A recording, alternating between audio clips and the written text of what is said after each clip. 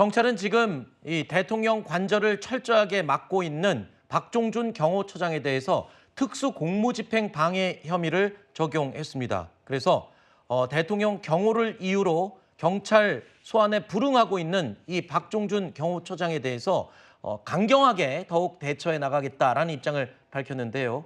심지어 이런 얘기가 요즘 나옵니다. 야당에서는요.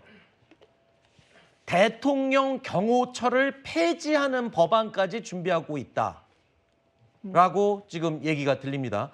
이게 지금 현실적으로 맞는 얘기인가요? 필요한 얘기라고 생각합니다. 사실 그 원인을, 그러니까 이런 폐지법이 거론되는 그 원인의 제공은 사실 경호처가 직접 했다라고 봐야 될 것 같고요.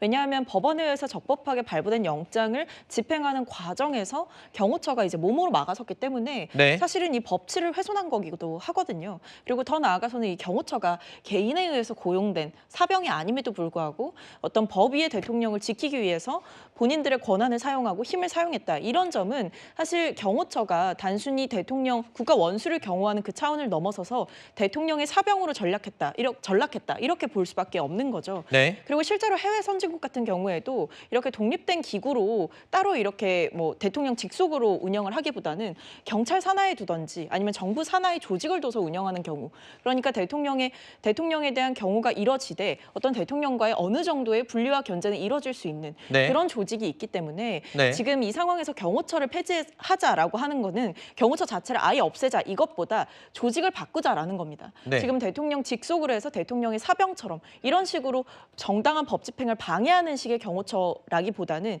이 경찰청 산하에 어떤 대통령 경호국 이런 것들을 만들어보자라는 얘기를 하는 거죠. 이번에 경호처 때문에 영장을 집행하지 못했으니 경호처를 폐지하는 법을 만들어서 아예 폐지하겠다라는 야당의 주장에는 어떻게 보십니까?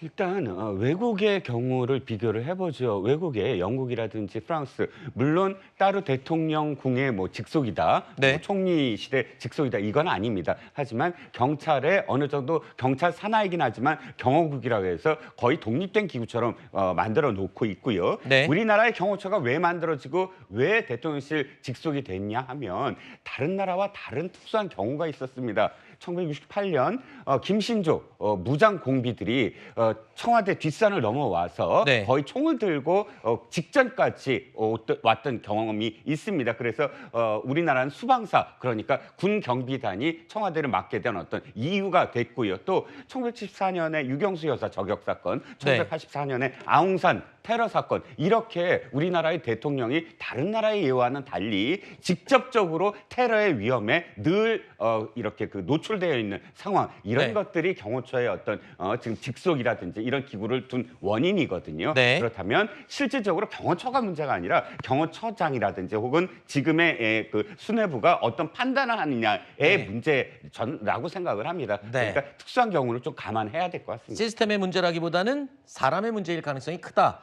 그렇다고 해서 문제가 돼서 제도, 시스템 자체를 없애는 건 좀 무리가 있는 게 아니냐, 이런 지적으로 제가 이해하겠습니다. 네. 그러니까 저는 지금의 이 논란이 너무나 본질적인 것은 놓치고 비본질적인 논란으로 바꾸는 것이 아닌가 하는 생각이 듭니다. 왜 지금 체포하려고 하는 겁니까? 12.3 비상계엄이 내란 혐의가 있다라는 고발 때문에 그 내란 수괴라고 지금 지칭되고 있는 윤석열 대통령을 조사하기 위한 거 아닙니까?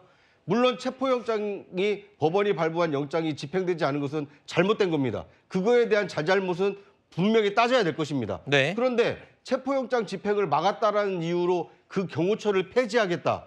지금 수십 년 동안 대통령 경호를 위해서 그 노하우를 갈고 닦아서 다른 나라의 모범 사례가 되고 있는 경호처를 영장 집행을 막았다라는 이유로 폐지하겠다라는 것은 너무나 즉흥적인 논리 아닙니까? 오히려 체포영장 그 집행 불발에 대한 유감 표명을 하고 이거에 대한 사후 책임을 묻겠다라고 한 뒤에 내란 혐의에 대한 수사를 어떻게 할 것인가. 알겠습니다. 공조본이 그 지점에 좀 집중을 할 때가 아닌가 하는 생각이 듭니다. 네, 우리 구부장님 좋은 말씀하셨습니다. 네. 체포가 중요한 건 아닌데 그러면 체포하기 전에 빨리 수사에 협조하라고 국민의힘에서 설득을 해야죠. 그렇게 대통령 지키기로 가면 안 된다는 것이고, 지금 경호처가요, 대통령이 계엄을 선포할 때도 보면요, 의자를 넣어주고 빼주는 그런 모습을 보였습니다. 하나를 보면 열을 한다고 했습니다. 이게 경호처가 얼마나 대통령을 권위적으로 모셨는지, 사람을 모셨다고 할 수 있을 만큼 잘못된 모습을 보였기 때문에 제도를 좀 개선하는 것도 좋은 방법이지 않나. 그래서 여야가 합의해서 좀 해결했으면 좋겠습니다. 알겠습니다. 윤석열 대통령 측의 반발도 지금 거셉니다. 윤 대통령의 40년 지기 친구이자 법률 자문을 맡고 있는 석동현 변호사의 목소리입니다. 대통령도 이 상황에 대해서 어떤 법치주의가 이렇게 왜곡되고 있는 것을 여실히 보여주는 그런 점에 대한 그런 점을 개탄하는 취지의 입장이다. 공수처에는 내란죄 수사권이 없습니다. 수사권이 우리에게 있다고 우기는 사람한테 거기서 더 나간 얘기를 대통령 쪽에서는 할 가치를 못 느낍니다. 체포영장 집행에 대해서 윤석열 대통령과 경호처의 입장은 변함이 없습니다. 공수처가 체포영장 재청구를 한 만큼 앞으로 또 어떻게 상황이 벌어질지 지켜보겠습니다.